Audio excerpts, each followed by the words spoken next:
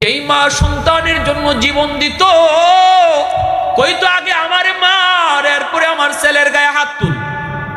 দুনিয়ায় যেই মা যে কইতো আমারে আগে মারো, তারপরে আমার ছেলেরে ধরো, ওই মা কিয়ামতের ময়দানে সন্তান বিপদে পইরা মার কাছে একটা নেকির জন্য আইবে। মা কইবে, কে গো তুমি? চিনি না, দুনিয়াতে আমার কোনো তোমার মতো সন্তান ছিলই না। কে তুমি? চিনি না। শুধু ইয়া নফসি আল্লাহ আমারে বাঁচাও। বাপ মা চাইবো সন্তানের গাড়ি দুষ ফালাইয়া কেমনে নিজে বাঁচত, মা চাইবো সন্তানের গাড়ি বিপদে ফালাইয়া নিজে বাঁচত, বউয়ে চাইবো স্বামীর গাড়ি দুষ চাপাইয়া নিজে বাঁচত, স্বামী চাইবো বউর গাড়ি দুষ চাপাইয়া নিজে বাঁচত। কে কারে বিপদে ফালাইয়া নিজে বাঁচতে পারে, সেই চিন্তায় হাসরের মাঠে সবার একই চিন্তা থাকবো, আল্লাহ আমারে বাঁচাও, আমারে বাঁচাও। কেউ কইতো না আল্লাহ আমার আম্মা কই, কেউ কইতো না আল্লাহ আমার আব্বা কই, কেউ কইতো না আল্লাহ আমার স্বামী কই। হাসরের মাঠে কেউ কাউরে খুঁজবে না রে যুবক। আজকে যে স্ত্রীর জন্য তুমি হারাম কামাই করতেছো, আজকে যে স্ত্রীর মায়ায় পইরা তুমি সুদের ব্যবসায় জড়াইছো, আজকে যে স্ত্রীর মায়ায় পইরা তুমি অন্যায় কাজে জড়িত হইছো, ওই স্ত্রী কিয়ামতের ময়দানে বিন্দু পরিমাণ তোমারে মায়া দেখাবে না। ছোট ভাইয়া কয়, ভাই সুদের ব্যবসা কইরো না, কারণ হাসরের মাঠে এই সুদের টাকা দিয়ে আমরা যারারে ফালতেছো খাওয়াইতেছো, কেউ তোমার উপকারে আসবে না। বড় ভাই কয়, কসকি তুই? রক্ত পানি করতেছি, বউ বাচ্চা ফালতেছি, এরা আমার উপকারে আইতো না, আমার সাহায্য করতো না। কয় না। ছোট ভাই পরে মাদ্রাসায়, বড় ভাই করে সুদের ব্যবসা। এইবার বড় ভাই কয়, যা হর। ছোট ভাই কয়, যদি তোমার বুঝে না পড়ে তাহলে দুনিয়ায় পরীক্ষা করে দেখো, বিপদে পড়লে তোমার পাশে কেডা খার হয়? কেমনে পরীক্ষা করবো? ছোট ভাই কয়, চলো আমার সাথে, বট গাছের তলে তোমার লইয়া যাইমু, তুমি মরা মানুষের বান্ধরে ফিরে দেখো, এরপরে তোমার বাড়িতে লইয়া আইমু, তোমার লাশ বানাইয়া, আর তুমি লাশ, এরা জানবো সবাই তুমি লাশ, আর আমি জানি তুমি জিতা, তুমিও জানো তুমি জিতা। খালি কানটা খাড়া রাখো, বাবি কিতা কয়, আব্বাই কিতা কয়, আম্মাই কিতা কয়, ভাতিজাই কিতা কয়, একটু শুধু কানটা খাড়া কইরা শূন্য। যেমন কাজ তেমন কথা, যেমন কথা তেমন কাজ। লাশ নিয়ে আইতে কই, আব্বা ভাইয়া তো বট গাছের লইয়া, বট গাছের নিচে গিয়া ওই পইরা গেছে মাটিত। কস কি কহ? আব্বা ভাই তো নাই, বাপ আইছে, ভাবি আইছে, ভাতিজা আইছে, সবাই আইসা কান্নাকাটি শুরু করে দিছে। নাই নাই নাই, সবার একই কথা নাই। এমনি ছাত্ররা কয়, ছোট ভাই কয়, একটু খারাও, মুফতি সাহেবের কাছে একটু যাই, মনে হয় দম আটকা রইছে, এটা কোনো জিনের কারবার হইব। আমি হুজুরের কাছ থেকে আইতেছি, দৌড় দিয়া গেছে, গিয়া আবার আইছে দৌড় দিয়া, ফিরত কয়, আব্বা মুফতি সাহেব হুজুরে, জিন হুজুরে একটা দোয়া শিখাই দিছে, ভাই মরছে না, দম বুঝে আটকা রইছে, এই একটা ফু শিখাই দিছে, ফু, এই ফুটা যদি আমি ভাইয়ারে দেই, সাথে সাথে ভাইয়ের দম ফিরে আইব। বাপে কয়, বাবা দেরি করিস না, তাড়াতাড়ি ফু দে, আমার ফু তুই আমার দে, আমার সংসারটা চালায়, দে দে দে, তাড়াতাড়ি ফু দে। ছোট ভাই কয়, ফু দিবনে পরে, শর্ত আছে ফু দেওয়ার। হুজুরে কই দিছে, জিন হুজুরে কইছে, ভাইয়ারে ফু দেওয়ার আগে এই ফুটা একদম জিতা মানুষের শরীর দেওয়ান লাগবো। এই জিতা মানুষটা ফু খাইয়া মরতেও পারে, জিতা থাকতেও পারে, সম্ভাবনা আছে দুইটারই, মরতেও পারে, জিতাও থাকতে পারে। এরপরে যদি বাইরে ফু দেই তাহলে ভাই 100% জিতা হয়ে যাইব। ও আব্বা, আমার বাইটা এত কষ্ট কইরা হালাল হারাম না বুঝিয়া তোমরা খাওয়াইতেছে ফালতেছে, এই বাইটারে বাঁচাইবার লাগি আব্বা তোমার শরীর ফুটা দিমুনি। বাপে কয়, খারো, দেখায় না আসো, দিগানো থাক, এর বউরে ডাক দে, এর বউরে ডাক দে, আমার শরীর ফুট দিস না। ভাবি দৌড়ে আইছে, ভাবি ভাইয়া মরছে না, ভাইয়া জিতা হয়ে যাইব। কেমনে কই, জিন হুজুরে ফু শিখাই দিছে, ফু দম আটকে রইছে, তাড়াতাড়ি দেও। এর আগে একটা শর্ত আছে, একখান ফু, এই ফুটা জিতা মানুষের শরীর আগে দেওয়ান লাগবো। এই জিতা মানুষটা ফু খাইয়া মরতেও পারে, জিতা থাকতেও পারে। এরপরে যদি বাইরে ফু দেই, বাই 100% জিতা হইব, জিন হুজুরে কই দিছে, আব্বারে কইছিলাম ফুটা লইবনি, আব্বাই ফুল হয় না। ও বাবি, তুমি তো আমার ভাইয়ের জানের জান, ফরানের ফরান, ঈদে ঈদে শাড়ি দিছে, অলংকার দিছে, এই বাইটারে বাঁচাইবার লাগে তোমার শৈল্য ফুদি মুনি। এমনি ভাবে কয় যেখানে আসি গানে হারম, যে মরছে হই মরুক, যে মরছে মরা বেটা শুনতাছে নি, জোরে মাতবা মরা বেটা শুনিনি, এ মরা না জিতা। মনে মনে কয় কিতা হইলে যে বেটা মরছে হই মরুক, দেখারও জিতা হইলে খালি জিতাটা হইয়া ডাক দিছে, বাপি যা তোমার আব্বা জিতা হইব, ফু একটা লইবাইনি, তোমার মায়া লয় না, তোমার দাদা লয় না। বাতিদারে মেট্রিক পরীক্ষা পাস করছো, মোবাইল কিনে দিছে, ইন্টারমিডিয়েট পাস করলে তোমার হুন্ডা কিনে দিব, এত মায়া করে আমার ভাইটাই তোমার এই বাপরে বাসে ইবার লাগি ফুটা তুমি শৈল্য নিবাইনি। এমনি বাতি যায় কয় চাচা যেখানে আসো এখানেই থাকো, আজ থেকে তুমি আমার আব্বা। আমার বাপুই পাল্টাই লিছে। এমনি মরা বেটা উঠতে দিছে দৌড়, এক দৌড় মুফতি সাহেব হুজুর তওবা করলাম, জীবনে আর সুদ খাইতাম না, বুঝ হয়ে গেছি হুজুর, আমার জন্য কেটায় কদ্দুর করবো, একটাই কয় যেটা মরছি এটাই মরুক, আর ফুলায় আব্বই বদলাই নাই, দরকার নাই হুজুর আর জীবনে হারাম কাজ নেই। এজন্য আজকে মনে রাখো, যে বিবির জন্য এত মায়া এত দরদ, যেই সন্তানের মায়া দরদে পড়ে তুমি হারাম কামাই করতেছো যুবক, মনে রাখবা কিয়ামতের মাঠে সন্তান তুমি বাপরে পরিচয় দিত না, এই স্ত্রী তুমি স্বামীর পরিচয় ঠিক মতো দিবে না। এজন্যই আল্লাহ পাক রব্বুল আলামিন কইব মামলা ডিসমিস করো, এরপরে জান্নাতে যাও, এটা হকুল ইবাদ, বান্দার হক, আমি আল্লাহ এই ব্যাপারে কিছু জানি না, আমার হক নষ্ট করেছো যাও আমি মাফ করে দিলাম, কিন্তু মানুষের হক যা নষ্ট করেছো এই ব্যাপারে আমি আল্লাহ কিছু জানি না, তুমি মামলা ডিসমিস করো। আমাদের সমাজে আবার কিছু পুরুষ আছে স্ত্রীর উপরে জুলুম করে, নির্যাতন করে, ওর উপরে টর্চারিং করে, গালাগালি করে, হাত উঠায়, এটাও কিন্তু মামলা, কারণ দুর্বলের মামলা, ঘরের ভিতরে আমার স্ত্রী হলো সবচেয়ে বেশি দুর্বল। এই যুবক, মদিনার মসজিদে আমার নবী দয়ার নবীর একটা ঘটনা শুনো, অনেক মর্মান্তিক একটা ঘটনা, বড় কষ্টের একটা ঘটনা। নবীজি ইন্তেকালের আগ মুহূর্তে নবীজি বুঝে গেলেন হয়তো দুনিয়ায় আর বেশি দিন বাঁচবেন না। নবীজি একদিন মসজিদে নববীর মিম্বরে বৈশা নবী কয় সাহাবীরা রে, ও সাহাবীরা শোনো, হয়তো আমি নবী আর দুনিয়ায় বেশি দিন বাঁচবো না, আমার কাছে তোমাদের কারো কোনো পাওনা যদি তাকে বলো, কারো কোনো পাওনা যদি তাকে বলো, আমি পাওনাটা পরিশোধ করে দিতে চাই, কারণ কারো মানুষের হক আল্লাহ পাক কিয়ামতের ময়দানে মাপ দিবে না। এমনকি আমি নবীর কাছেও যদি তোমাদের কারো কোনো পাওনা থাকে রে, আল্লাহ এই ব্যাপারেও কোনো ছাড় দিবে না।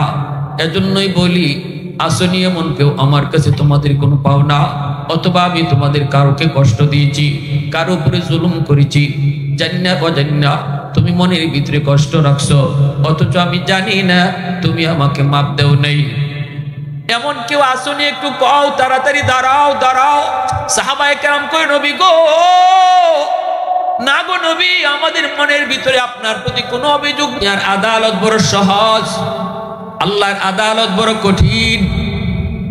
দুনিয়ার আদালতে জজ সাহেবরে ঘুষ দেওয়া যায়, দুনিয়ার আদালতে জজ সাহেবরে বলমাস খাওয়ানি যায়, দুনিয়ার আদালতে জজ সাহেবকে মিনিস্টার দিয়া ফোন দেওয়ানি যায়, কিন্তু বলো দেখি আল্লাহর আদালতে এই সুযোগ আসেনি? আল্লাহরে ঘুষ দেওয়ার সাহস রামসির কারো আসেনি? আল্লাহরে ফোন দেওয়ানির সহজ সুযোগ কারো আসেনি?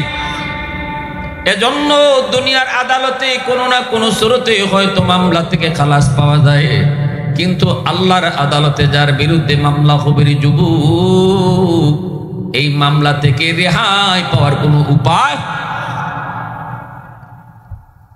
দুর্বলে যখন মামলা বসাই দিব, আল্লাহ কইব বান্দা তোর জীবনের নামাজ, তোর জীবনের রোজা, তোর জীবনের হজ, তোর জীবনের লক্ষ লক্ষ টাকা দান সৎকার লইয়া তুই জান্নাতে একটু পরে যা, আগে তোর বিরুদ্ধে মামলা আছে একটু মামলা দেখ গেল, তখনই দেখবো মামলার বাদী মানুষগুলা তার বিপক্ষে দাঁড়ায় আছে। তখন আল্লাহ কইব এই বিষয়টা আমার না, বান্দা আমার বিষয় হইলে তোরে আমি হয়তো কোনো উসিলায় মাফ করে দিতাম। কারণ কিয়ামতের ময়দানে আল্লাহর কুদরতি কলিজায় 99 ভাগ দয়া মায়া থাকবো। আল্লাহ কোনো না কোনো উসিলায় আল্লাহ তার বান্দারে মাফ করে দিব। এমন মাফ করবার লাগি আল্লাহ পাক খালি উসিলা খুঁজবো। সুবহানাল্লাহ, জোরে বলেন। দুনিয়া তো দেখবেন জজ সাহেব আসামির পক্ষে থাকে, এটা জানেন নি আপনারা? জজ সাহেব সবসময় কার পক্ষে থাকে? আসামির পক্ষে। যে কোনো একটা উসুরতনি পাওয়া যায়, কোনো একটা দুর্বলতানি পাওয়া যায়, তারে বাঁচানি নিয়ে যায় দুনিয়ার আদালত। একই সিস্টেম আল্লাহর আদালতেও। আল্লাহর আদালতেও আল্লাহ তার গুনাহগার বন্দাদের পক্ষে থাকবো। আল্লাহ খালি উসিলা খুঁজবো, আমার বন্দারে কোন একটা উসিলায় মাফ করতাম। সুবহান। একটা উসিলার কথা কই, মনোযোগ আছে আপনাদের? আল্লাহ হাশরের ময়দানে ইমাম গাজ্জালী রাহমাতুল্লাহি আলাইহি তার দাকায়েকুল আখবার নামক কিতাবের ভিতরে লিখছেন, একজন মানুষ আল্লাহ মাফ করতে চাইবো কিন্তু উসিলা খুঁজতে চায়। আল্লাহ উসিলা খুঁজতে গিয়া কয়, বান্দা বল দুনিয়াতে কোন আলিমের মজলিসে তুই বসছিলি নি? এই উসিলাটা যদি আমি আল্লাহ পাই আমি তোরে মাফ করে দিব। কইব না গো মালিক, মনে পড়ে না, রামশ্রী এলাকায় আমার বাড়ি ওয়াজ হয়েছে কিন্তু বইছি না। আল্লাহ তখনও রাগ করে না। সুবহানাল্লাহ। আল্লাহ তখনও রাগ করতেছেন এর উপরে। আল্লাহ কইব, বান্দা বল কোন আলেমের সাথে জীবনে একদিন হইলো খানা খাইছত নি? কইব না গো মালিক, মনে পড়ে না। তখন আল্লাহ রাগ করে না। আল্লাহ তখন কইব, বল এমন কোন ঘরে তুই থাকছো কিনা যেই ঘরে আগে কোন আলেম কোনদিন ছিল? এই উসিলা পাইলো আমি তোরে মাফ করে দিব। তখনও কয় না গো মালিক, মনে পড়ে না। আল্লাহ পাক তখন কইব, বান্দা বল তোর কোন সন্তানের নাম কোন আলেমের নামে নাম রাখছত নি? এই উসিলাটাও যদি আমি আল্লাহ পাই আজ আমি তোরে মাফ করার সিদ্ধান্ত নিয়ে নিই। তখনও কয় না গো মালিক, এই কামটাও করছি না। নাম রাখছি নিজের মতো, নাম রাখছি গুগল দেখা, নাম দেখছি ইন্টারনেটে সার্চ দিয়া, আলেমের নামে নাম রাখছি না। আল্লাহ আমি ভুল করছি, ফদে ফদে ভুল করছি। এইবার আল্লাহ বলবো, ফেরেশতারা ওরে জিগাও দুনিয়াতে কোন আলেমের সাথে ওর সম্পর্ক প্রমাণিত হয় নাই, কিন্তু জিগাও এমন কোন বন্ধু তার ছিল কিনা যেই বন্ধু আলেমদেরকে ভালোবাসতো। ইনডাইরেক্ট। এবার আল্লাহ চলে গেছে ইনডাইরেক্ট। ডাইরেক্ট সম্পর্ক প্রমাণিত হইছে না উলামায়ে কেরামের সাথে, দেখি একটু ঘুরায় নিয়ে সম্পর্ক প্রমাণিত হয়। আল্লাহ কয়, ফেরেশতারা ওরে জিগাও তো দুনিয়াতে ওর এমন কোন একজন বন্ধু ছিল কিনা যেই বন্ধু মসজিদের ইমাম সাহেবরে ভালোবাসতো, মুয়াজ্জিন সাহেবরে ভালোবাসতো, এলাকার আলেমদের সাথে সম্পর্ক রাখতো, মাদ্রাসা ছাত্র উস্তাদের খোঁজ খবর নিত। এরকম এক যা ছেলের সাথে তার বন্ধুত্ব ছিল কিনা, যদি এতটুকু উসিলাও পাই আমি মাফ করে দিই। আল্লাহ তখন কইব, মালিক মনে পড়েছে, মনে পড়েছে। দুনিয়াতে আমার একজন বন্ধু ছিল, আমার ওই বন্ধু উলামায়ে কেরামকে ভালোবাসতো, উলামায়ে কেরামকে মহব্বত করতো, ইমাম সাহেবরে বড় ভালোবাসতো, মুয়াজ্জিন সাহেবরে ভালোবাসতো, মাদ্রাসার ছাত্রদের খোঁজ খবর নিত। আমার আয়েশা মাঝে মাঝে গল্প শোনাইতো, আমার আয়েশা গল্প শোনাইতো, মাদ্রাসায় এই লাগবো ওই লাগবো, আমারে নিয়ে মানুষের বাড়িতে মাঝে মাঝে যাইতো। মনে পড়েছে দুনিয়াতে আমার একজন এমন বন্ধু ছিল। তখনই আল্লাহ পাক রব্বুল আলামিন কইব, ফেরেশতারা আমার বান্দারে আর জাহান্নামে নেওয়া লাগবে না। সুবহানাল্লাহ। হুজুরে অনেকদিন ধরে দেখছেন, আলহামদুলিল্লাহ। সবাই কোন আলহামদুলিল্লাহ। তখন আল্লাহ কইব, ফেরেশতারা আমার বান্দা আমার নবীর নায়েব উলামায়ে কেরামের সাথে তার সম্পর্কটা একটু কুরাইয়া প্রমাণিত হইছে, ডাইরেক্ট না। যাও এই উসিলায় আমি আল্লাহ হাসরের মাঠে তারে মাফ কইরা দিলাম। প্রশংসা করব কার? এই পিছনে বাইরা জোরে আওয়াজ দিয়া কও, এতটুকু উসিলায় যে আল্লাহ মাফ করে দিব, এই আল্লাহর প্রশংসা করবেন না? কার প্রশংসা করব? আলহামদুলিমান কাদ্দারা খাইরাও ওয়া খাবালা, আলহামদুলিমান কাদ্দারা খাইরাও ওয়া খাবালা, ওয়া শুকরু লিমান সাওয়ারা হুসনাও ওয়া জামালা, ফারদুন সামাদুন আন সিফাতিন খালকি বারিউন, রাব্বুন আযালিয়ুন খালাকাল খালকা কামালা, লা জিদ্দা ওয়ালা নিদ্দা ওয়ালা হাদ্দা লিমাওলা, লা জিদ্দা ওয়ালা নিদ্দা ওয়ালা হাদ্দা লিমাওলা, আল আনা কামা কানা ওয়া লাম ইয়ালকা যাওয়ালা, আল আনা কামা কানা ওয়া লাম ইয়ালকা যাওয়ালা। মুহাব্বতের সাথে বলেন আল্লাহু আকবার। আমার ভাইরা বন্ধুরা জন্য বলতেছিলাম, আল্লাহ পাক রব্বুল আলামিন হাসরের ময়দানে আল্লাহ পাকের কুদরতি কলিজার মধ্যে ৯৯ ভাগ দয়া মায়া থাকবো। আল্লাহ পাক রব্বুল আলামিন তার গুনাহগার বান্দা বান্দির পক্ষে থাকবো, কোনো না কোনো সুরতে তার বান্দারে মাফ করতে পারে কিনা। এজন্য বান্দার হক যদি তুমি আল্লাহর হক যদি তুমি নষ্ট করে থাকো, নামাজ পড়ো নাই, রোজা রাখো নাই, যদি তোমার দিলের ভিতরে অনুতপ্ত থাকে, তুমি যদি আল্লাহর কাছে কান্দো, তুমি যদি আল্লাহর কাছে কো আল্লাহ ভুল করে ফেলেছি, আল্লাহ পাক রব্বুল আলামিন কোনো না কোনো সুরতে তোমাকে ওসিলায় আল্লাহ মাফ করে দিব। কিন্তু যদি তুমি দুনিয়ায় ভাইয়ের হক নষ্ট করো, বোনের হক তুমি মাইরা খাও, প্রতিবেশীর হক নষ্ট করে খাও, যদি তুমি এরকম ভাবে দুনিয়াতে কোনো দুর্বলের হক নষ্ট করো, দুর্বলের হক মাইরা খাও, আল্লাহ পাক রব্বুল আলামিন কিয়ামতের ময়দানে বলবে, বান্দা বিষয়টা আমার না, যদি আমার হইতো কোনো না কোনো উসিলায় তোরে মাফ করতাম, যেহেতু বিষয়টা আমার অমুক বান্দার, সে তোর সামনে বাদী হয়ে দাঁড়ায় আছে, মামলা দিছে আমার আদালতে, এবার ইনসাফের বিচার হবে আমার আদালতে। মামলা যেই দে আমি আল্লাহ তার বিচারই করি, আমি মুখ চিহ্নে বিচার করি না। দুনিয়ার আদালতে মুখ চিহ্নে বিচার হয়, দুনিয়ার সমাজেও মুখ চিহ্নে বিচার হয়, দুনিয়ার সমাজ আজ সমাজ ব্যবস্থায় দেখা যায় গোষ্ঠী চিহ্নে বিচার হয়, দলের লোক দেখে বিচার হয় না। টেয়া খাইয়া বিচার আসেনি রামশ্রী?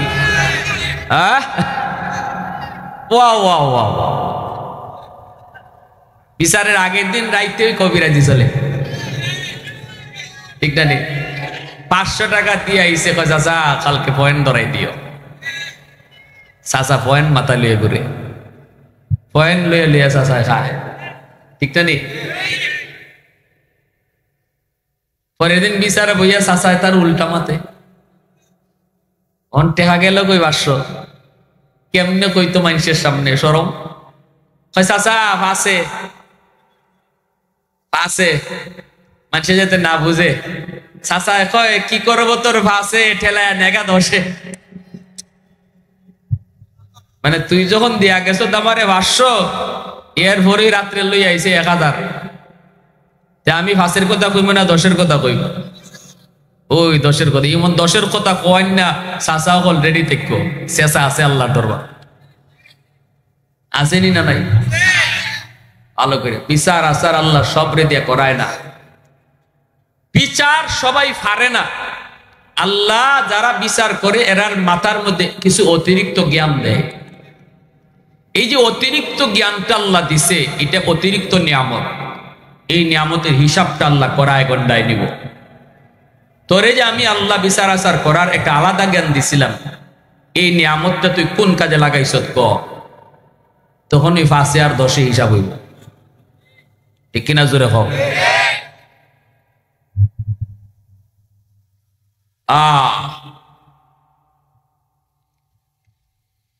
আমার রসুল রহমতের নবী ইনসাফ প্রতিষ্ঠা করার জন্য দুনিয়ায় ছিলেন। নবীজি আল্লাহ নবীর সামনে, নবীজির কাছে এক মহিলা চুরির অপরাধে ধরা পড়ছে। মহিলার বংশ হইল নবীর বংশ, কুরাইশ বংশ। এখন সাহাবায়ে কেরাম চিন্তায় পড়ছেন, চুরির অপরাধে যদি হাত কাটা হয় তাহলে আমার রসুলের বংশের ইজ্জত যায়। এখন এটারে কি করণ, একটু হালকা করা যায়নি? বিচারটা একটু হালকা করা যায় কিনা? সবাই একমত হইলেন, বিচারটা হালকা করা দরকার। কুরাইশ বংশ পৃথিবীর শ্রেষ্ঠ বংশ, ঠিক না? সম্মানী বংশ, এই বংশের ইজ্জত কেমনে রক্ষা করা যায়? মহিলার হাত না কাটিয়া যদি তার একটা আঙ্গুল কাটা দিত তাইলে বিচারও রক্ষা হইতো, আবার বংশের ইজ্জতও থাকতো। তো এই কথাটা রসুলের কাছে পৌঁছাইব কেটায়? এই সাহস কারো নাই।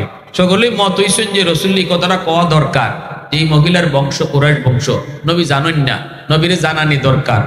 সুরিত যে মহিলা ধরা পড়ছে, মহিলার বংশ নবীর বংশ, এটা রসুলকে জানানি দরকার, কিন্তু জানাই তো কেটায়? এই সাহস কারো নাই।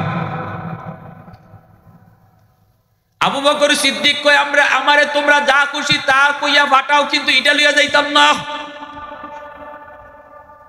সাহাবীরা কুমর, রাসূল তোমারে বড় মায়া করেন, তুমি একটু যাইবানি। উমর কয়, আবু বকর যে কাম লইয়া যায় না এটা তো আমি নাই। ও উসমান, তুমি নবীর জামাই, নবীর জামাতা, একটু যাইবাইনি। উসমানে কয়, অসম্ভব। আলী, তুমি যাইবাইনি? কয়, আমি তো আগেই নেই, আমি তো নবীর গরু খাইয়া বড় হইছি, আবার আমার অত বড় সাহস নেই, আমি গিয়া এই কথা কইতাম? সম্ভব না, কেউই যাইতে রাজি না।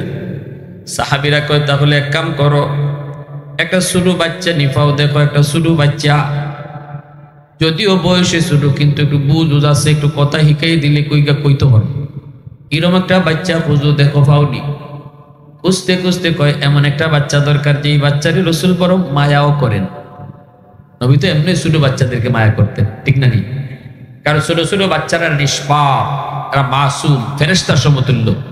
এক হাদিসে কুদসিতে আল্লাহ বলছেন, এই শিশু বাচ্চাদের উসিলায় আল্লাহ আমার আপনার মতো গুনাহগার হলে খাওয়াইতেছে।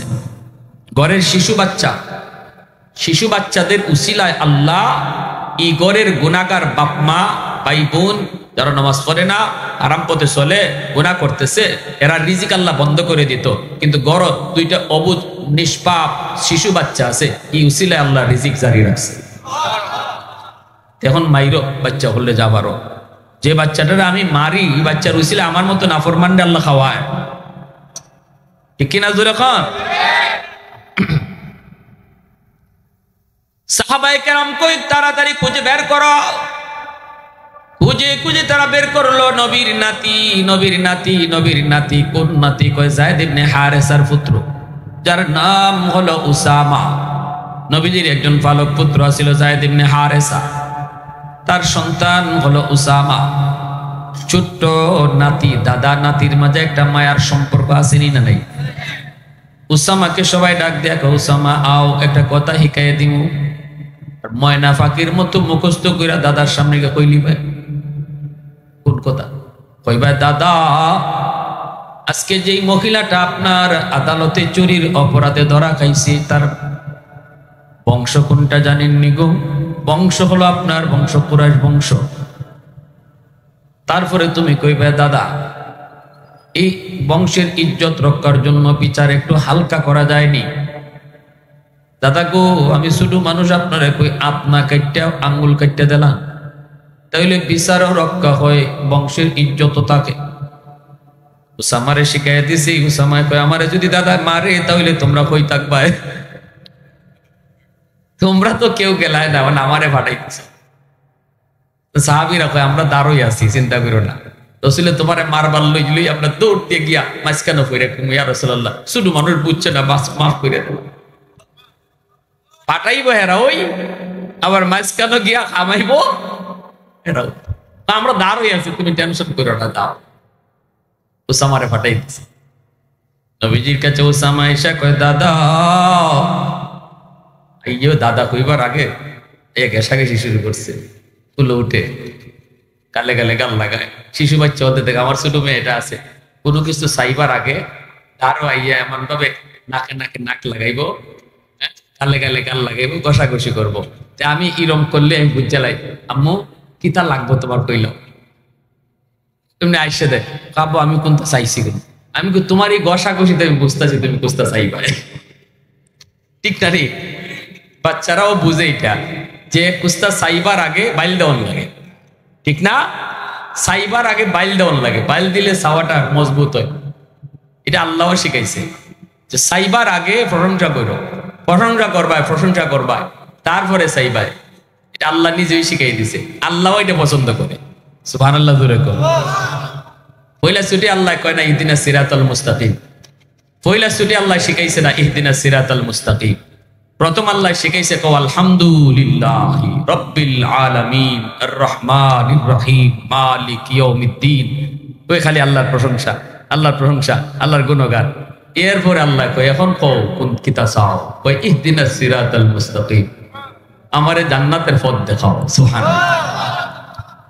দেখছেন নি?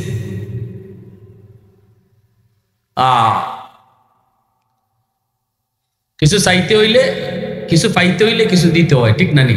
বাপ মার কাছ থেকে যদি আপনি দোয়া পাইতে হয়, তাইলে বাপ মার সাথে খারাপ আচরণ করলে দোয়া আইব কোনোদিন? বাপ মার সাথে ভালো আচরণ করলে তো দোয়া আইব। আলেম ওলামার কাছ থেকে আপনি দোয়া নিতেন, বেয়াদবি করলে আইব? আলেমদের সাথে চললে, তাদেরকে সম্মান করলে দোয়া আইব। উসামা যায় কয় দাদা, নবী কয় কিতা কইতে কইলাও? কয় দাদা এই যে মহিলাটা চুরির অপরাধে ধরা পড়ছে, জানেননি তার বংশ কোনটা? নবী কয় বংশ দিয়ে আমাকে দিত। চুরির যে ধরা পড়ছে এ কোন বংশের, ছত্রী বংশের না সৈয়দ বংশের না লাট বংশের, এটা তো দেখার দরকার নেই। নবীর আদালতে বিচার ব্যবস্থা ছিল, অপরাধীর পরিচয় শুধু একটাই, সে অপরাধী। অপরাধীর পরিচয় কয়টা? জোরে বলেন। এ চেয়ারম্যানের ফুলা না মেম্বারের বাতিজা না এমপির হালা? এটা আল্লাহ রসুলের আদালতের বিবেচ্য বিষয় ছিল না। ইসলামী আদালতে এটা দেখা হয় না। সন্ত্রাসীর পরিচয় শুধু সে সন্ত্রাসী, চোরের পরিচয় সে চোর, ডাকাতের পরিচয় সে ডাকাত। সে কার বাতিজা কার ফুলা এটা তার পরিচয় না। আজকে আমাদের সমাজ ব্যবস্থায় যদি এই থিওরি মোতাবেক চলতো, তাহলে সমাজ এত নষ্ট হইতো না। আমাদের সমাজে তো চেয়ারম্যানের ফুলায় চুরি করলে তার লাগে বিচার এক জাতের, আর রিক্সাওয়ালার ফুলায় চুরি করলে তার বিচার আরেক জাতের, ঠিক জানি? গরিবরে দরো যাইতিয়া, আর চেয়ারম্যানের ফুলা হইলে বাদ দিলাও, এখানে মাতন দিত না।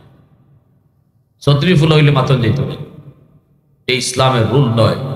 যার কারণে সমাজে এত বড় বৈষম্য সৃষ্টি হয়েছে, সমাজে অশান্তির সৃষ্টি হয়েছে। 16 বছর 17 বছর 18 বছর দেশ জ্বালায় গেছে শুধু এই কারণে, ঠিক কিনা? এই কারণে বিচার ব্যবস্থায় বৈষম্য। আমার নিজের দলের লোক হইলে তার বিচার এক জাত, আর সে যদি অন্য দলের হয়, সে যদি আর টুফিওয়ালা যদি হইতে তো আর হইছে ওই কাম, ঠিক না? নেই টুফিওয়ালা যদি হইতে তো হইছে এই কাম। এরা দরো যাইতিয়া সাইরোনা। অতীতের বহু জাতিকে আল্লাহ ধ্বংস করে দিছে শুধু বৈষম্যমূলক বিচার ব্যবস্থার কারণে। বহু জাতিকে জাতি আল্লাহ ধ্বংস করে দিছে। আল্লাহ রসুল তার হাদিসে বলছেন, শুধু এই অপরাধটা আল্লাহ সইতে পারে না। আল্লাহ সইতে পারে না, 2 যুগ দিয়ে বিচার করা, এটা আল্লাহ সইতে পারে না। আল্লাহ বরদাস্ত করতে পারে না। এটা বিচার সবার জন্য সমান। অপরাধীর পরিচয় একটাই, সে অপরাধী, আর কোনো পরিচয় তার নেই। আল্লাহ নবী বলতেছে, উসামা কি কইতেছো একটু বুঝে কও। সবসময় আমি তোমার দাদা না, আমি জজ, বুঝে কও। দাদা এক সময় আর জজ আর এক সময়। তাও তো নাতি তো। দাদা দাদা ইজ্জত যাইব আপনার বংশে, হাত কাটলে আকুলটা কাটতে হবে, ইজ্জত রক্ষা হইব, বিচার হইব।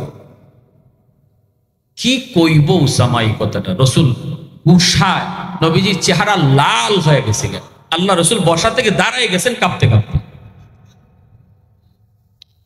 অথচ আদরের নাতি। আমার আপনার নবী, রহমতের নবী, দয়ার নবী, জীবনে সহজে, এত সহজে রাগ করেন না। নবীজি এত সহজে রাগ হন না। নবীজির নিজের ব্যক্তির উপরে আক্রমণ হইলে নবী রাগ করেন না, কিন্তু এই কথায় রসুল এত রাগ করছেন বসা থেকে দাঁড়ায় গেছে। এবার আল্লাহ নবী দাঁড়ানো মাত্রই সাহাবায়ে কেরাম বাপ বুঝা দৌড়ে আইছেন। আইয়ে ইয়া রাসূলুল্লাহ, শুধু মানুষ বুঝে না। আল্লাহ নবী কই, এটা আমার উসামার কথা না, এটা তোমরা হিকাই দিছো। এটা হিকান্যা কথা।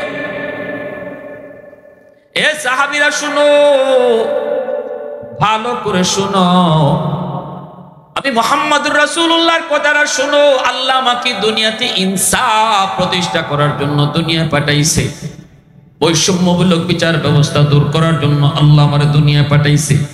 আল্লাহ পাঠাইছে দুনিয়াতে ইনসাফ প্রতিষ্ঠা করতাম, সঠিক ন্যায় বিচার প্রতিষ্ঠা করার জন্য আল্লাহ আমাকে দুনিয়া পাঠাইছে। ভালো করে শুনো, শুধু আমার বংশের নারী না, যদি আমার কলিজার টুকরা মেয়ে ফাতেমাও চুরির অপরাধে ধরা পড়তো, আমি নবী পাপ হইয়া তার হাতটা কেটে দিতাম। একটু আওয়াজ দেয়া করুন না সুবহানাল্লাহ, আর একটু জোরে করুন না সুবহানাল্লাহ।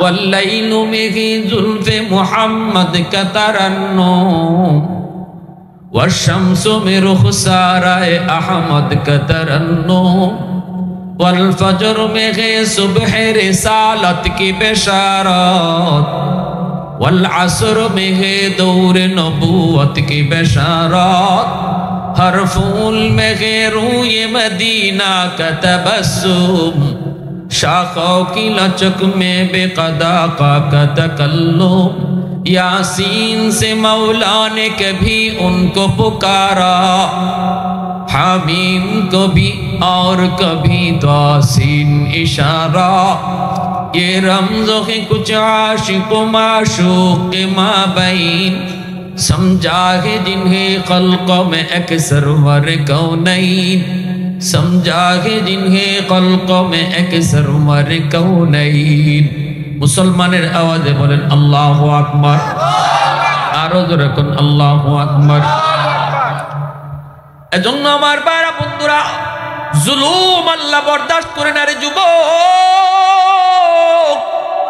সমাজের দুর্বল মানুষের উপরে জুলুম করবা না, কারণ দুর্বল যদি আহ কয় আল্লাহর আরশটা কাঁপে ওঠে। আল্লাহ পাক রব্বুল আলামিন কয়, দুনিয়ার আদালতে যার বিচার নাই, আমি আল্লাহর আদালতে তার 100-এর 100 বিচার। দুনিয়ার আদালতে যার বিচার রাখে না, আল্লাহর আদালতে বিচার বইতে দেরি, বসতে দেরি হয় না। এজন্য মনে রাখবা, বুদ্ধিমান কখনো দুনিয়ার মামলা আল্লাহর আদালতে নিয়ে উঠে না।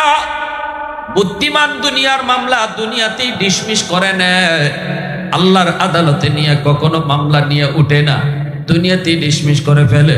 কারণ হলো ওই দিন দুর্বল মানুষটা যখন মামলা বসায় দিব, ও মালিক আমার 4 আঙ্গুল জায়গা শিং টিল্লা লয়ে গেছি গা, আল্লাহ আমার জমির আইল কাটটা লয়ে গেছি গা। আইল কাটা আসেনি না? হ্যাঁ, বাপরি বাপ।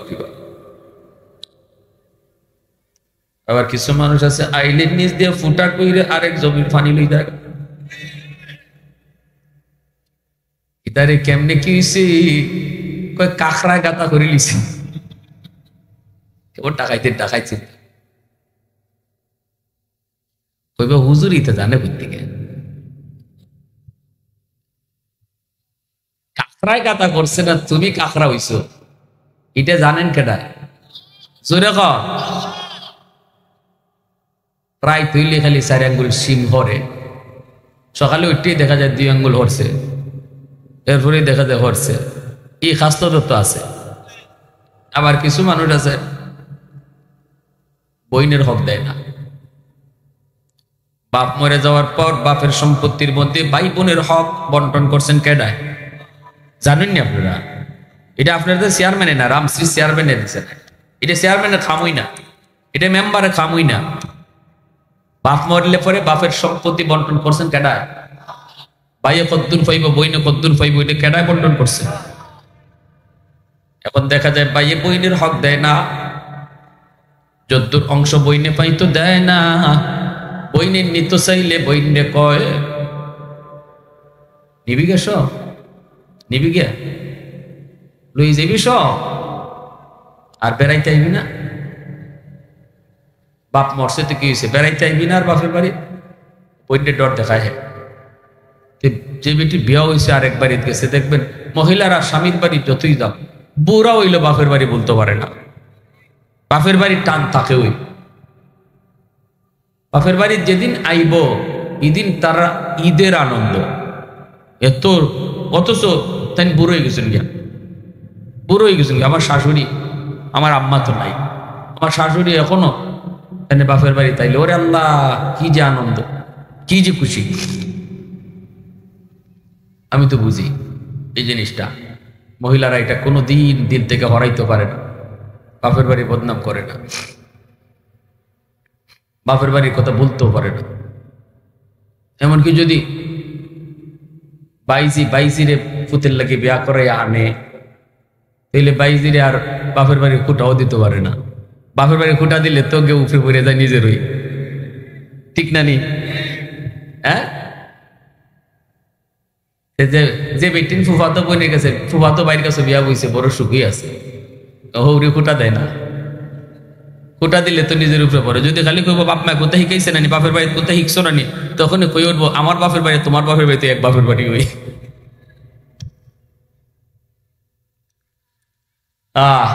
তো এখন দেয় না, কই আর আইতে না, তখন বোন ডরাইয়া কয় না ভাই, ভাই আইতাম না। কি কোন ভাই, আব্বা মরছেন, কি হয়েছে ভাই, আমি কি বলতে পারবো আমার আব্বা বাপের বাড়ি বলতে পারবো? হয়তো তুই যে জমি লই যাবি গা, অংশ লই যাবি, বেড়াই যাইবি না? কয় ভাই আমার লাগতো না। এই কথা খান শুনবার লাগে হে গোতাটা দিছে, কয় কি দেখো আমার লাগতো না। ভাই তুমি খাও, কি খাওয়া হালাল হয়েছে নি? জোরে কই, এটা হইলে চুরি দুইটা মাফ নিতেছে, টাকার দুইটা মাফ নেয়। আমারে ধরছে একবার ডাকাইতে, আমরা বান্যাসুন থেকে যাইব নগর প্রোগ্রাম করে আইতেছি, 3 জন মেহমানে আটকাইছে মোটরসাইকেল, 3 জনের মুখোশ পরা, রান্দা আত। ড্রাইভার একটা লাথি মারছে, ড্রাইভারের মেয়ে করে কান্দন শুরু করছে। আমার হুজুর আপনি আমরা ধরতাম না, টাচও করতাম না, তবে জানি হুজুর আপনি 3টে মাহফিল করে আইছেন, টাকা আছে, দেখেন কি হিসাবটা লয়। হুজুর টাকা দেলাই, আমি কইলাম আচ্ছা নেও, টাকা নিতে না, টাকা দিলাইছে। দেওয়ার সময় মুখোশ পড়া তো আমার কয় হুজুর বদ্ধ দিয়েন না। ওই কি কয় শুনে, হুজুর বদ্ধ দিয়েন না। না না না না, কি এর বদ্ধ, কত লম্বা রান্দা দিলে বদ্ধ হইব মুখ দিয়া, বদ্ধ হইতো আরেকবার। না না না, কে বদ্ধ? আহা, ইজাতের মাফ হইল হয়। ওই যে বাপের বাড়ি তাইতে না, বেটি ডরাই, ঠিক আছে ভাই আমার লাগতো না ভাই, মন থেকে তোমার দিলাইছি, বাইরে দিলাইছে। আর এক দেখতে ডাকাইতে ভাই আছে, হয় যত বিটেনতে বাপের বাড়ির সম্পদ নিছে, নেওয়ার লগে লগে বাপের কবর ফাইটে গেছি গিয়া। ওই দেখ কেমন ডর লাগায়। এখন মেয়েরা স্বাভাবিকভাবেই বাপের প্রতি দুর্বল থাকে, ঠিক না নি? ছেলেরা থাকে মার প্রতি দুর্বল, আর মেয়েরা থাকে বাপের প্রতি একটু দুর্বল বেশি। যেই মাত্র কয় যত বিটে বাপের বাড়ির সম্পদ নিছে, বাপের কবর ফাইটে গেছে, ডরাই ভাই আমার নারী লেইতেই দেখো ভাই, আমার কোনটা লাগতো না, কুস্তালে বদনাও নিতাম না, তুমি খাও। মনে রাখবা, এমন চেঁচাটা খাইবা, চেঁচাটা কারে কয়? হাসরের মাঠে কেউ দেখবে বইনের মামলা। হাসরের মাঠে কার মামলা? জোরে কও। ওই হকুল ইবাদের মধ্যে, বন্দার হকের মধ্যে বইনের মামলাটা করছে। আল্লাহ পাক রব্বুল আলামিন তখন কইব, যা বইনের কাছ থেকে তুই মামলা আগে ডিসমিস কর, এরপরে আমি আল্লাহ তোর নামাজ রোজা লইয়া তোরে জান্নাতি দিন। বোনকে যা কইব, বোন গো মাফ করবা, বোন তুমি মাফ করে দাও, এত আদরের বোন ছিলা তুমি, বোন তুমি মাফ করো। বোনটা তখন কইব, বাইরে হাসরের মাঠ মাফ করার জায়গা না, হাসরের মাঠে কেউ কারো মাপ দেয় না, হাসরের মাঠে কেউ কাউরে মায়া দেখায় না, হাসরের মাঠ মায়া দেখাইবার জায়গা না, মাফ করার জায়গা, মাফ নেওয়ার জায়গা ছিল দুনিয়ার জগৎ। দুনিয়াতে আমার বাপের কবর ফাইটতে যাওয়ার ডর দেখাইছো, দুনিয়াতে আমার মেহমানদারির ডর দেখাইছো, দুনিয়াতে আমার এই সেই দেখায় বুঝ দিয়া দিছো, কিন্তু আল্লাহর আদালতে মামলা হয়ে গেছে। এবার কইব, বোন আমার তুই মাফ করে দে, বইনে কইব আমার জমি দাও, বইনে কইব আমার টাকা দাও, হাসরের মাঠে জমি আর টেকা নিয়ে কেউ উঠবো নি। হাসরের মাঠে জমি টেকাও চলবেও না, চলবে শুধু নেক আমল। তখনই কইব কেমনে দিম, ওইগুলা তো চলে না। কই চলে কি তা? কই নেক আমল। হাসরের মাঠে নেক আমল শুধু চলবে। তখনই কইব তোমার জীবনের নামাজের সব আমার দিয়ে দাও, তোমার জীবনের হজের সব আমার দিয়ে দাও, তোমার জীবনের রোজার সব আমার দিয়ে দাও।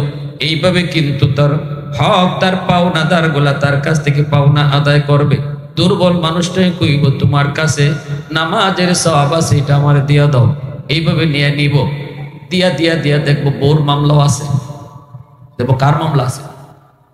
বউয়ের মামলাও আছে। কয় এটা আবার কিসের মামলা? কই মোহরের টাকা না দেওয়ার মামলা। আমাদের সমাজে একটা প্রচলন আছে, মোহর শুধু কাগজে লেখলেই চলে, দেওয়ান লাগে না। দিবার ক্ষমতা নাই 1 লাখ, কিন্তু মোহর লেখে 10 লাখ। কেমন জমিদারে ফুতুইছে? বিয়া করবার সময় জমিদারে ফুতুই যায়। কিরে তুই 10 লাখ কেমনে লিখলি, দিবে কেমনে? কয় দেওয়ান লাগে না। কয় কি করলে চলে? কয় কাগজে লিখলেই চলে। কয় লেখলে তো হয় না, মাফনি সতনি। কয় বাসর করে লই লিছি। কয় কেমনে? মশারি থামাইছি না। চকির তলে বইয়া রইছে নতুন বউ। কয় কি গো স্বামী? ভালো আইতাই নানি। কয় না, কেমনে আইমু? কয় কেন কি হইছে? কয় এত টাকা মোহরও দিতাম পারতাম না, ফালঙ্গ উঠতামও পারতাম না। ও কইতা কো কিতা তো সাতার মোহর যাও, মাফ করে দিছি। এটা হইল আওরের ডাকাইতের মাপ। এটাও কের মাপ? ওই ডাকাইতের মাপ। কারণ নতুন বউ তোমারে পালঙ্গ তুলবার লাগি এটা তো কইবই। এটা কিন্তু মন থেকে মাপ দিছে না, পালঙ্গ তুলবার মাপ। ঠিক না? কিয়ামতের ময়দানে দেখবা 10 লাখ টাকা মোহরের মামলা রেডি আল্লাহর আদালতে। ওই দিন বউ তোমারে বিন্দু পরিমাণ ছাড় দিবে না। এত মায়া কইরা যায় কইবা, বিবি গো ঈদে ঈদে তোমারে নতুন শাড়ি কিনে দিলাম। ও বিবি, যখন যা চাইছো তোমারে তা আইনা দিছি। বিবি গো একটু মাফ করো, আটকে বললাম তো। বিবি তখন কইব, কেডা তুমি? অত মায়া আমার কাছে নেই, অত মায়া নাই। কিয়ামতের মাঠে কেউ কাউর মায়া দেখায় না। ইয়াউমা ইয়াফিরুল মারউ মিন আখিহি ওয়া উম্মিহি ওয়া আবিহি ওয়া সাহিবাতিহি ওয়া বানিহি লিকুল্লি ইমরিইম মিনহুম ইয়াউমা ইযিন শা'নুন ইউগনি। কিয়ামতের ময়দানে সবাই সবার থেকে ভাগবে। কেউ কাউকে একটু উপকার করবে না, কেউ কাউকে মায়া দেখাবে না।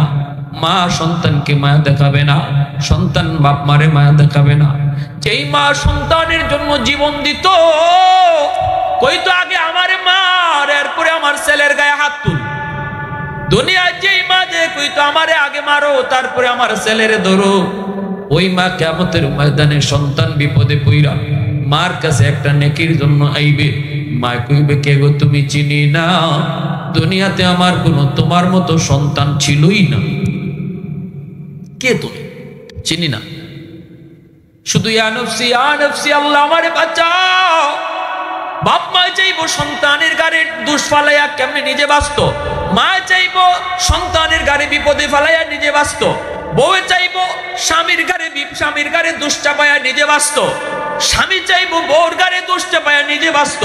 কে কারে বিপদে ফালাইয়া নিজে বাঁচতে পারে, সেই চিন্তায় হাসরের মাঠে সবার একই চিন্তা থাকবো, আল্লাহ আমারে বাঁচাও, আমারে বাঁচাও। কেউ কইতো না আল্লাহ আমার আম্মা কই, কেউ কইতো না আল্লাহ আমার আব্বা কই, কেউ কইতো না আল্লাহ আমার স্বামী কই। হাসরের মাঠে কেউ কাউরে খুঁজবে না রে যুবক। আজকে যে স্ত্রীর জন্য তুমি হারাম কামাই করতেছো, আজকে যে স্ত্রীর মায়ায় পইরা তুমি সুদের ব্যবসায় জড়াইছো, আজকে যে স্ত্রীর মায়ায় পইরা তুমি অন্যায় কাজে জড়িত হইছো, ওই স্ত্রী কিয়ামতের ময়দানে বিন্দু পরিমাণ তোমারে মায়া দেখাবে না।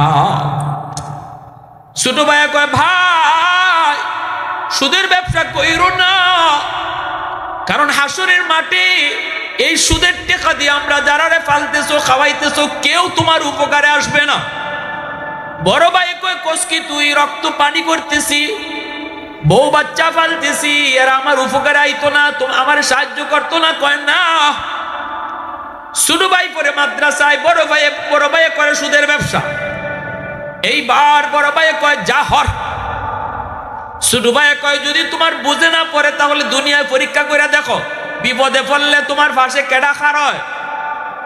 কেমনে পরীক্ষা করবো? ছোট ভাই কয় চলো আমার সাথে, বট গাছের তলে তোমার লইয়া যাইমু, তুমি মরা মানুষের বান্ধরে ফিরে দেখো, এরপরে তোমার বাড়িতে লইয়া আইমু, তোমার লাশ বানাইয়া, আর তুমি লাশ, এরা জানবো সবাই তুমি লাশ, আর আমি জানি তুমি জিতা, তুমিও জানো তুমি জিতা।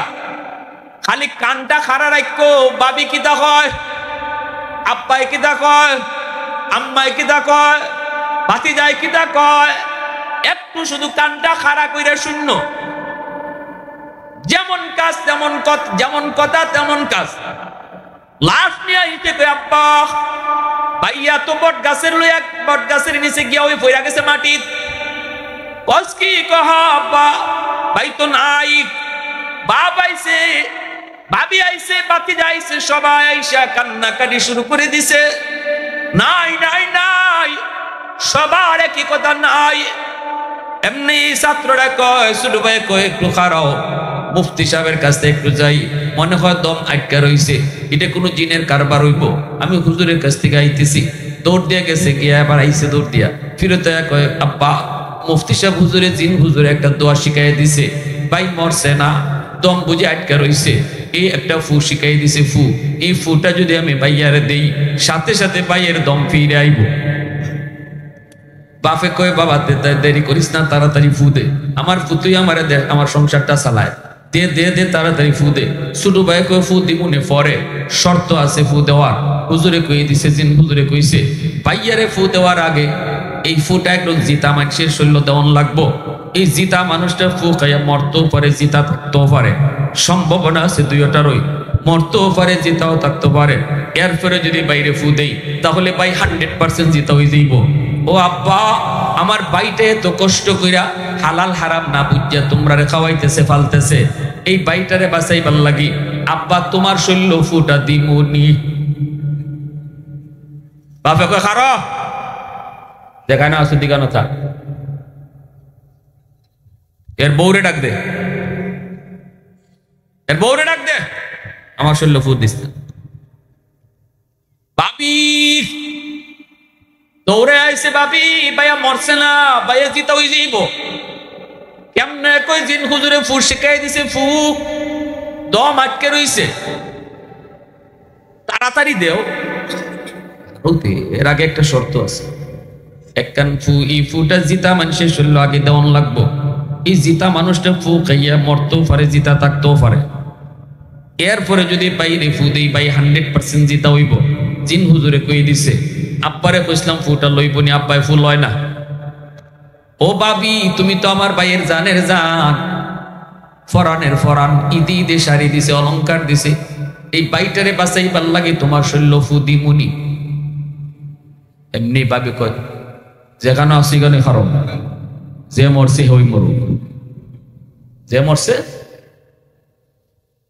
মরা বেটা শুনতেছে নি, জোরে মাতবা মরা বেটা শুনিনি, এ মরা না জিতা। মনে মনে কয় কিতা কইলে, যে বেটা মরছে হই মরুক, দেখা আরো জিতা হইলে, খালি জিতাটা হইয়া লই। ডাক দিছে বাকি যা, তোমার আব্বা জিতা হইব, ফু একটা লইবাইনি, তোমার মায়া লয় না, তোমার দাদা লয় না। বাতিদারে মেট্রিক পরীক্ষা পাস করছো, মোবাইল কিনে দিছে, ইন্টারমিডিয়েট পাস করলে তোমার হুন্ডা কিনে দিব। এত মায়া করে আমার ভাইটাই তোমার এই বাপরে বাসে ইবার লাগি ফুটা তুমি শৈল্য নিবাইনি। এমনি বাতিদা কয় চাচা যেখানে আসো এখানেই থাকো, আজ থেকে তুমি আমার আব্বা। আমার বাপুই পাল্টাই লিছে। এমনি মরা বেটা উঠতে দিছে দৌড়, এক দৌড় মুফতি সাহেব হুজুর তওবা করলাম, জীবনে আর সুদ খাইতাম না, বুঝ হয়ে গেছি হুজুর, আমার জন্য কেটায় কদ্দুর করবো, একটাই কয় যেটা মরছি এটাই মরুক, আর ফুলায় আব্বই বদলাইলাই, দরকার নাই হুজুর আর জীবনে হারাম কাজ নেই। এজন্য আজকে মনে রাখো, যে বিবির জন্য এত মায়া এত দরদ, যেই সন্তানের মায়া দরদে পড়ে তুমি হারাম কামাই করতেছো, যুবক মনে রাখবা কিয়ামতের মাঠে সন্তান তুমি বাপরে পরিচয় দিত না, এই স্ত্রী তুমি স্বামীর পরিচয় ঠিক মতো দিবে না। এজন্যই আল্লাহ পাক রব্বুল আলামিন কইব মামলা ডিসমিস করো, এরপরে জান্নাতে যাও। এটা হকুল ইবাদ, বান্দার হক। আমি আল্লাহ এই ব্যাপারে কিছু জানি না, আমার হক নষ্ট করেছো, যাও আমি মাফ করে দিলাম। কিন্তু মানুষের হক যা নষ্ট করেছো এই ব্যাপারে আমি আল্লাহ কিছু জানি না, তুমি মামলা ডিসমিস করো। আমাদের সমাজে আবার কিছু পুরুষ আছে স্ত্রীর উপরে জুলুম করে, নির্যাতন করে, ওর উপরে টর্চারিং করে, গালাগালি করে, হাত উঠায়। এটাও কিন্তু মামলা, কারণ দুর্বলের মামলা। ঘরের ভিতরে আমার স্ত্রী হলো সবচেয়ে বেশি দুর্বল। এই যুবক, মদিনার মসজিদে আমার নবীদার নবীর একটা ঘটনা শুনো, অনেক মর্মান্তিক একটা ঘটনা, বড় কষ্টের একটা ঘটনা। নবীজি ইন্তেকালের আগ মুহূর্তে নবীজি বুঝে গেলেন হয়তো দুনিয়ায় আর বেশি দিন বাঁচবেন না। নবীজি একদিন মসজিদে নবীর মিম্বরে বৈশা নবী কয় সাহাবীরা রে, ও সাহাবীরা শোনো, হয়তো আমি নবী আর দুনিয়ায় বেশি দিন বাঁচবো না। আমার কাছে তোমাদের কারো কোনো পাওনা যদি তাকে বলো, কারো কোনো পাওনা যদি তাকে বলো, আমি পাওনাটা পরিশোধ করে দিতে চাই। কারণ কারো মানুষের হক আল্লাহ পাক কিয়ামতের ময়দানে মাপ দিবে না। এমনকি আমি নবীর কাছেও যদি তোমাদের কারো কোনো পাওনা থাকে রে, আল্লাহ এই ব্যাপারেও কোনো ছাড় দিবে না। এজন্যই বলি, আসনি এমন কেউ আমার কাছে তোমাদের কোনো পাওনা, অথবা আমি তোমাদের কারোকে কষ্ট দিয়েছি, কারো উপরে জুলুম করেছি, জান্না অজান্না তুমি মনের ভিতরে কষ্ট রাখছো, অথচ আমি জানি না তুমি আমাকে মাপ দেও নেই, এমন কেউ আসনি? একটু কও, তাড়াতাড়ি দাঁড়াও দাঁড়াও। সাহাবায়ে কেরাম কই নবী গো, না গো নবী, আমাদের মনের ভিতরে আপনার প্রতি কোনো অভিযোগ। বলতেছে কি পাওনা বলো? সাহাবী কই নবী গো, একদিন আপনি ঘোড়ার পিঠে উঠছেন, চাবুক মারবেন, আমি আপনার ঘোড়ার পাশেই দাঁড়ানো ছিলাম, চাবুকটা ঘোড়ার পিঠে পড়ছে না পড়ছে আমার পিঠো, আমার পিঠো চাবুকটা পড়ছে গো নবী, এই চাবুকটা আমার পিঠে পড়ছে, এই চাবুকের বাড়িটা আপনার কাছে আমার পাওনা। আল্লাহু আকবার, জোরে বলো। মদিনার মসজিদ নীরব, হওয়ারই তো কথা নীরব, নিস্তব্ধ হয়ে গেল। সাহাবী নবীর পিঠে বাড়ি দিতে চায়, চাবুক মারতে চায়। সাহাবীরা নবীর, আল্লাহ নবীর পাশেই সাহাবীরা দাঁড়ানো। নবী তখন বলে আসো, দ্রুত আসো, হাতে চাবুক নেও, আমি নবীর পিঠে আমি যেভাবে মারছি এইভাবেই তুমি মারো। সাহাবী দাঁড়ায় গেছেন চাবুক মারার জন্য, নবীর পাশে আসবেন, আবু বকর সামনে যায় দাঁড়ায়, ভাই তুই এটা কি করো? আমার দয়ার নবী দু জাহানের বাদশার পিঠে তুই চাবুক মারবি, তুই তারে মাফ করবি না? নবী কয় আবু বকর সরক। ওমর দাঁড়া গেছে, ওমরে কান্না করে, ভাই যাইস না, যাইস না, আমার নবীর, যেই নবীর পিঠে মশা মাছি বয় না, আমার যেই নবীর পিঠে মশা মাছি বসা হারাম রে, ওই নবীর পিঠে বুঝি তুই যে চাবুক মারবি? নবী কয় ওমর রাস্তা ছাড়ো। সাহাবীরা একে একে আটকাইতে চায়, নবী সবাই আটকায় দেয়, না না, কেউ তোমরা তারে আটকায়ও না, আমি কারো পাওনা লইয়া কবরে যাইতে চাই না।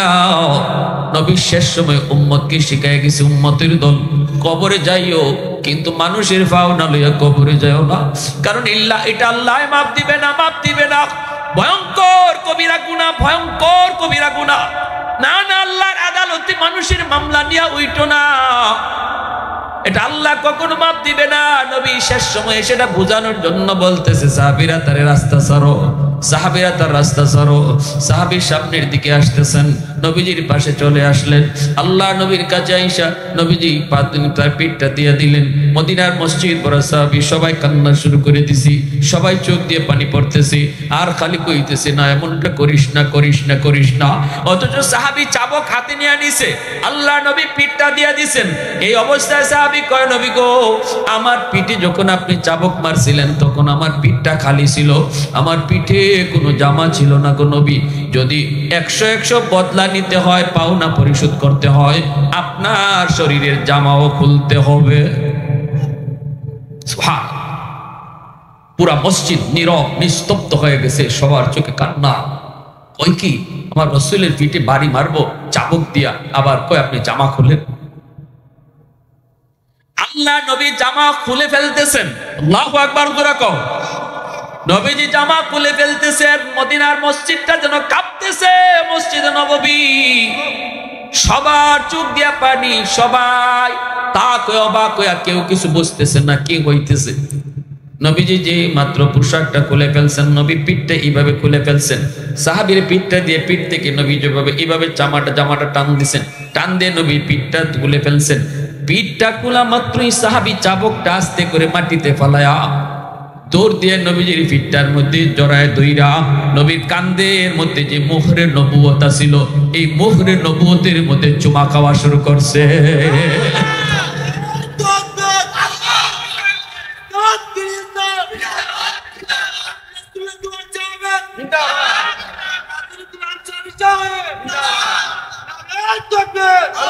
कौनैन मुख्तार खुदा तुमको बनाया, कौनैन मुख्तार खुदा तुमको बनाया, उम्मत का निगाहबान खुदा तुमको बनाया, उम्मत का निगाहबान खुदा तुमको बनाया।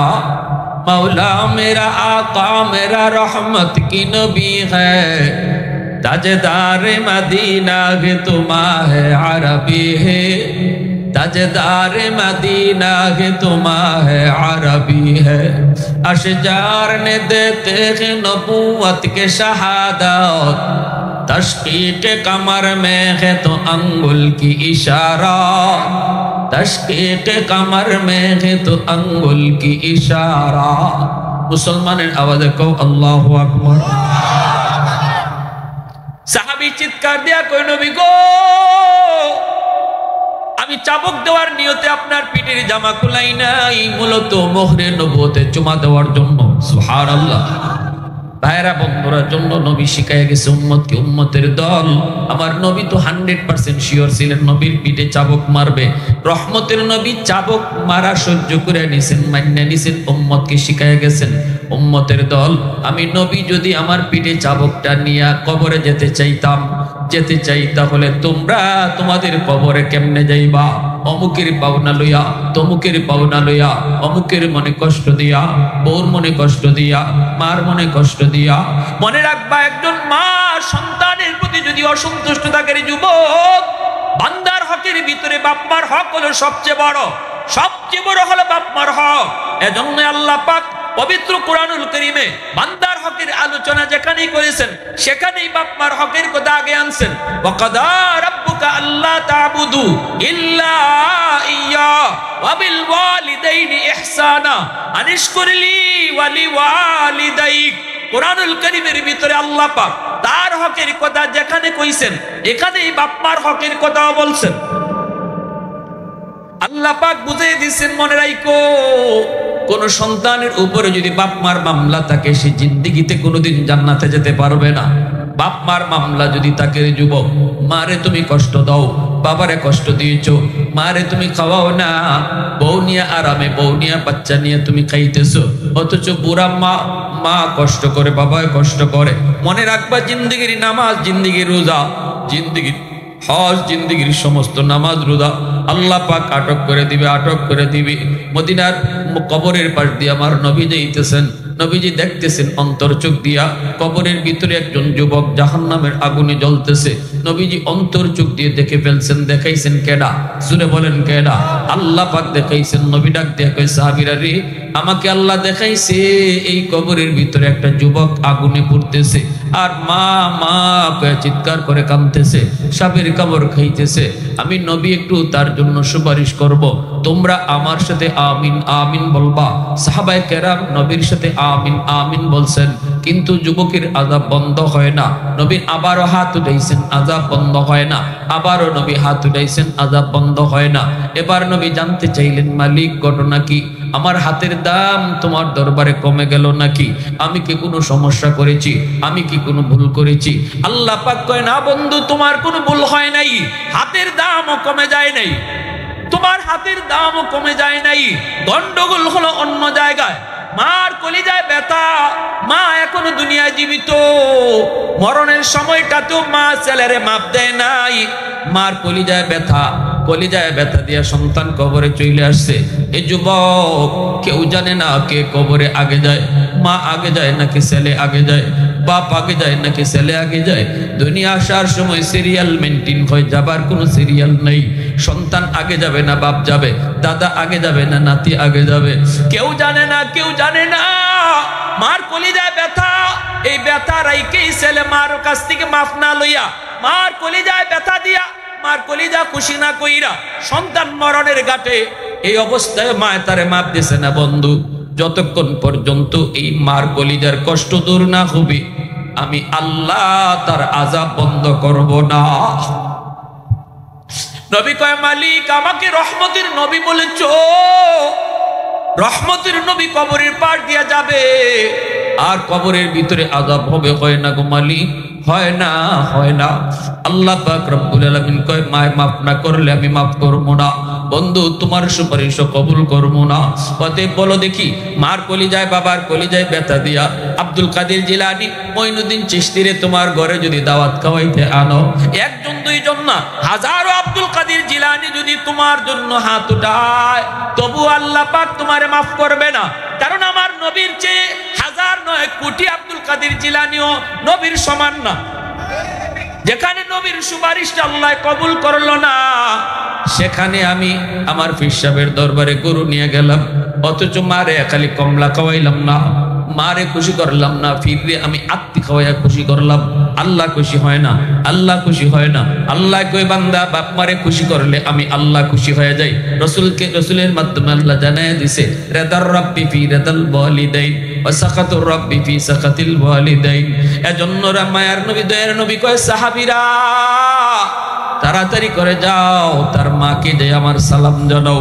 সাহাবায়ে কেরাম মহিলাকে সালাম জানাইলেন।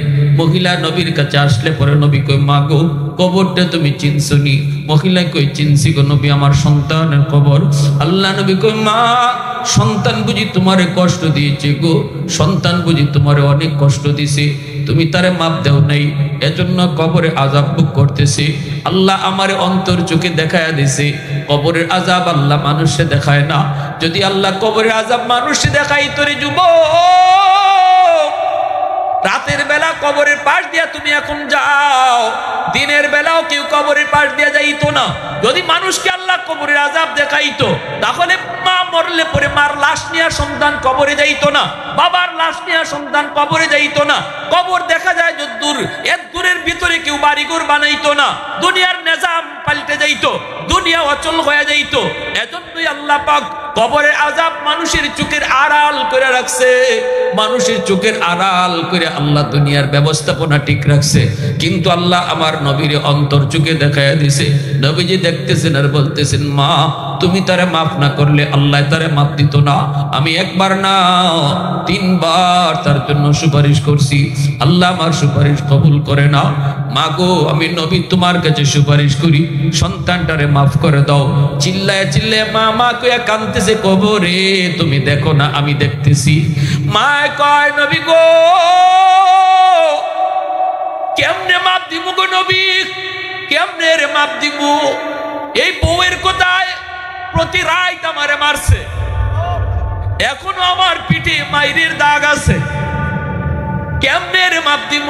মার দিল শক্ত হয়ে গেছে, কয় না আমি আরে মাপ দিব না। রহমতের নবী, তিনি তো এইভাবে ফালাইয়া যাইতে পারেন না। নবী যে এবার আল্লাহর কাছে, মালিক এখন আমি কি করবো? মার দিল তো শক্ত হয়ে গেছে, মায়ের তো মাপ দিত না। আল্লাহ কেমনে কি করি আমার বুঝে আসে না গো, তবে মার দিলটা নরম করা দরকার। আযাবটা আমাকে তুমি যেইভাবে দেখায় দিছো, এইভাবে তার মারেও আযাবটা দেখায়া দেও। কারণ আমি নবীর বিশ্বাস, মা যদি ছেলের কবরে আযাব দেখে, তাহলে মার দিল নরম হয়ে যাবে। আল্লাহ কই, বন্ধু তোমার এই সুপারিশটা আমি কবুল করলাম। সাথে সাথে কবরের আযাবের দৃশ্য আল্লাহ পাক নবীরে যেইভাবে দেখাইছে, এইভাবে মার চোখেও আল্লাহ দেখায় দিছে। এখন নবীও দেখতেছে, মায়ও দেখতেছে, সাহাবীরা আর কেউ দেখে না। মায় যেই মাত্র দেখছে ছেলের আযাব, আগুনে পুরার দৃশ্য, আর মা মা কে চিৎকার করার আওয়াজ, সাথে সাথে মার দিলটা নরম হয়ে গেছে। মা ডাক দেয়া কই নবী গো আমি মাফ করে দিয়েছি। সাথে সাথে আল্লাহ আযাব বন্ধ করে দিয়েছে। এজন্য বলি যুবক, দুনিয়ায় কার কলিজায় ব্যথা দিয়া কারে খুশি করতেছো? দুনিয়ার সব মানুষে খুশি করে লাইলেও আল্লাহ খুশি হবে না যদি বাপ মা খুশি না থাকে। শ্বশুর শাশুড়ির খুশি করো, আপত্তি নাই, কিন্তু শ্বশুর শাশুড়ি খুশি থাকলে আল্লাহ খুশি এমন হাদিস আমরা পাই নাই। হাদিস পেয়েছি বাপ মা খুশি থাকলে আল্লাহ খুশি। হক্কানি পীর বুজুর্গকে খুশি করো, অসুবিধা নাই। খাঁটি আল্লাহ ওয়ালাদেরকে খুশি করো, আল্লাহ খুশি হয়। কিন্তু হাদিস আমরা পেয়েছি বাপ মা খুশি থাকলে আল্লাহ খুশি। এজন্য বলি যুবক, হকুল ইবাদের ভিতরে বাপ মার হকটা আল্লাহ পাক সবার আগে আনছেন, সবচেয়ে বেশি গুরুত্ব দিয়েছেন। সাবধান, মানুষের হক নিয়ে কেউ চিনিমিনি খেলবা না। আল্লাহ কখনো এটা মাপ দিবে না, মাপ দিবে না। আল্লাহ তার নিজের হক কেউ নষ্ট করলে মাফ করে, কিন্তু বান্দার হক নষ্ট করলে আল্লাহ মাপ দেয়। বড় ভাই ওই ছোট ভাইরে ঠকাইছো, মনে রাখো, মনে রাখো, যে যারে ঠকাইতেছো যদ্দুরি লাভ করছো, এই লাভের এক আনা লইয়াও কেউ কবরে যাইতায় না। যেই সন্তান রে মানুষে ঠকাইয়া সম্পদ দিয়া গেছো, এই সন্তান যদি তুমি যা ঠকাইছো এগুলা যদি মানুষে ফেরত না দেয়, বাপে যা অন্যায় করছে এগুলা যদি সন্তান মানুষে বুঝায় না দেয়, কিয়ামতের আগেও আজীবন কবরের আগুন নিবে না। জিয়াফত কইরা কোটি কোটি টাকা গরু জবাই কইরা মানুষে খাওয়াও, বাপের আগুন নিবে না। পাও না মানুষের উপরে বাবা যদি কোনো জুলুম করে থাকে, কারো হক নষ্ট করে থাকে, এজন্য আল্লাহ রাসূল কইছে আদর্শ সন্তানের একটা পরিচয়, নেক সন্তানের একটা পরিচয় হলো বাবা মারা যাওয়ার পর বাবার দ্বারা কারো হক নষ্ট হয়েছে কিনা এটা খুঁজে দেখতো।